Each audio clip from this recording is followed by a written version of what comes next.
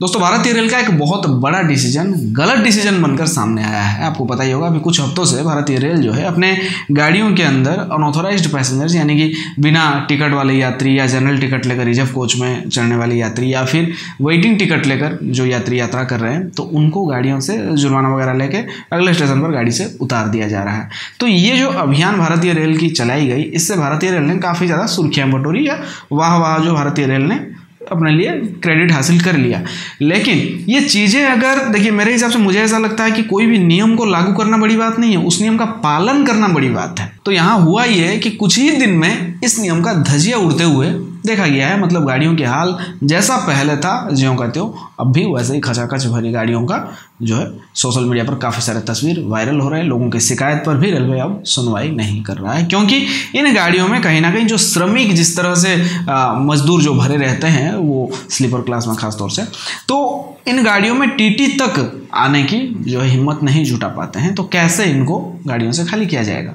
तो ये चीज़ें कुछ दिन सुर्खियां बटोरी, कुछ दिन इस नियम का सख्ती से पालन हुआ, बहुत सारे रूट से बहुत सारे गाड़ियों से यात्रियों को उतारा गया, लेकिन उसके बाद जैसा का तैसा है। अगर कोई यात्री सोशल मीडिया पर शिकायत कर रहा है तो रिप्लाई के तौर पर रेलवे से ये मिल रहा है कि आपकी समस्या का समाधान के लिए संबंधित विभाग को हमने भेज दी है, और उसके बाद जो है जैसा का तैसा मामला, मतलब गाड़ी अपनी पहली स्टॉप से आखिरी स्टॉप तक इसी भीड़ के साथ में या जो रिजर्व्ड वाले पैसेंजर्स है उनका मतलब सुख सुविधा जो है चैन सब हराम करके गाड़ी जो है पहुंच जाती है अपने गंतव्य तक, लेकिन कोई समाधान नहीं मिलता है।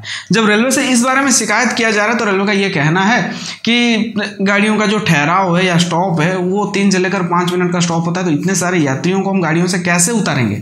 तो ये चीज़ आप लोगों को पहले ही सोचना चाहिए था। और सबसे बड़ी बात तो मैं यहाँ पर ये कहना चाहूँगा कि आपने ये जो नियम लागू किया, हालांकि नियम पुराना है, आपने जब से ये सख्ती बरतना शुरू किया तो उससे पहले इन यात्रियों के बारे में भी आपको सोचने की जरूरत थी। आपको पहले तो स्लीपर के कोच बढ़ाने चाहिए थे या जनरल के डिब्बे बढ़ाने चाहिए थे या वेटिंग टिकट कम देना चाहिए था। आपने ऐसा कुछ नहीं किया, बल्कि आप लोगों ने ये तो यात्रियों को सिखा दिया है पहले से कि बिना टिकट भी आप ट्रेन में चढ़ जाओ या फिर प्लेटफॉर्म टिकट लेके चढ़ जाओ या जनरल टिकट लेके चढ़ जाओ, हम जो है टीटी तैयार है, आपका टिकट जो है बना देंगे यहाँ पे। और अचानक से अब आप ये कह रहे हो कि वेटिंग वाले पैसेंजर्स को भी गाड़ियों में अलाउ नहीं किया जाएगा, जबकि उस वेटिंग वाले पैसेंजर ने भी उतने ही पैसे दिए हुए हैं। देखिए यहाँ पे जो रिजर्व वाले पैसेंजर्स है जिनको तकलीफ का सामना करना पड़ रहा है वेटिंग या बिना टिकट या जनरल टिकट लेकर जो यात्रा कर रहे हैं यात्री उनकी वजह से, तो यहाँ पे उसके लिए भी रेलवे ही जिम्मेदार है। और ये वेटिंग वाले पैसेंजर का पूरा किराया लेकर उसको इस तरह से तकलीफ के साथ में यात्रा कराना, इसके लिए भी रेलवे ही जिम्मेदार है। क्योंकि रेलवे के पास अगर हमारा एक पैसा जा रहा है तो वो पैसा पूरा का पूरा हमें कभी वापस नहीं मिलता है। वेटिंग टिकट को भी आप कैंसिल करने पर आपको जो है क्लर्केज चार्ज के नाम पर 60-65 रुपये आपसे काटा जा रहा है।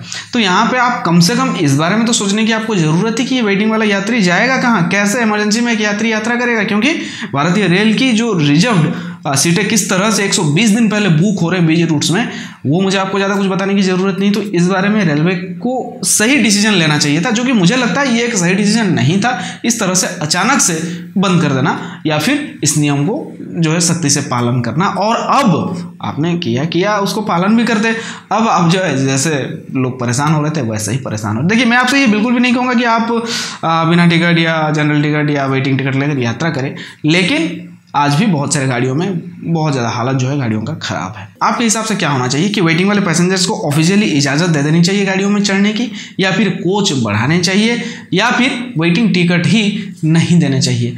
जो भी है आप मुझे अपना राय कमेंट करके जरूर बताएं। इस वीडियो में सिर्फ इतना ही। वीडियो अच्छा लगने पर वीडियो को लाइक शेयर और चैनल को सब्सक्राइब करना बोले। फिलहाल दीजिए मुझे इजाज़त, फिर मिलता है एक और नई जानकारी के साथ। तब तक के लिए अपना ख्याल रखें। Take care, bye bye.